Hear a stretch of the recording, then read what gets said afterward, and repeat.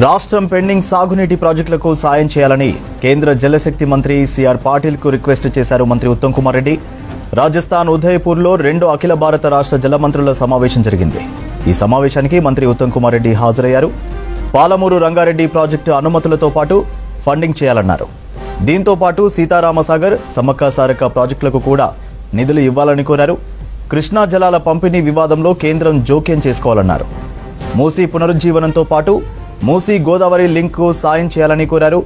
మేడిగడ్డ ప్రాజెక్టుపై ఎన్డీఏసీ సుదీర్ఘ విచారణను ప్రస్తావించారు ఉత్తమ్ కుమార్ రెడ్డి. నివేదికను త్వరగా సమర్పించాలని కేంద్ర మంత్రికి రిక్వెస్ట్ చేశారు.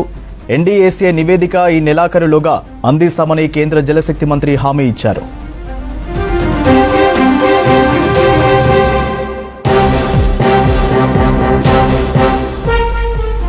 శ్రీశైలం సాగర్ ప్రాజెక్టు నుంచి ఏపీ అక్రమంగా నీటిని తీసుకెళ్తుందని కేంద్రం దృష్టికి తీసుకెళ్లారు ఉత్తమ్ కుమార్ రెడ్డి.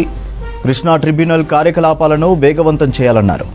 ఈ విషయంలో కేంద్రం జోక్యం చేసుకోవాలన్నారు ఉత్తమ్ కుమార్ రెడ్డి. తెలంగాణకు సరైన నీటి వాటా దక్కేలా చూడాలని కోరారు. కృష్ణా గోదావరి జలాలపై టెలిమెట్రిక్ ఏర్పాటు చేయాలని కేంద్ర జలశక్తి మంత్రిని కోరారు.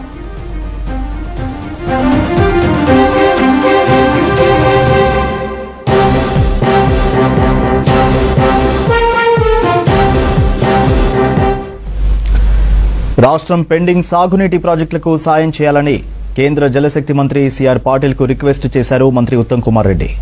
రాజస్థాన్ ఉదయపూర్లో 2వ అఖిల భారత రాష్ట్ర జలమంత్రుల సమావేశం జరిగింది. ఈ సమావేశానికి మంత్రి ఉత్తమ్ కుమార్ రెడ్డి హాజరయ్యారు. పాలమూరు రంగారెడ్డి ప్రాజెక్టు అనుమతులతో పాటు ఫండింగ్ చేయాలన్నారు. దీంతో పాటు సీతారామసాగర్, సమ్మక్క సారక్క ప్రాజెక్టులకు కూడా నిధులు ఇవ్వాలని కోరారు. కృష్ణా జలాల పంపిణీ వివాదంలో కేంద్రం జోక్యం చేసుకోవాలన్నారు. మూసీ పునరుజ్జీవనంతో పాటు మూసీ గోదావరి లింకు సాయం చేయాలని కోరారు. మేడిగడ్డ ప్రాజెక్టుపై ఎన్డీఏసీ సుదీర్ఘ విచారణను ప్రస్తావించారు ఉత్తమ్ కుమార్ రెడ్డి. నివేదికను త్వరగా సమర్పించాలని కేంద్ర మంత్రికి రిక్వెస్ట్ చేశారు.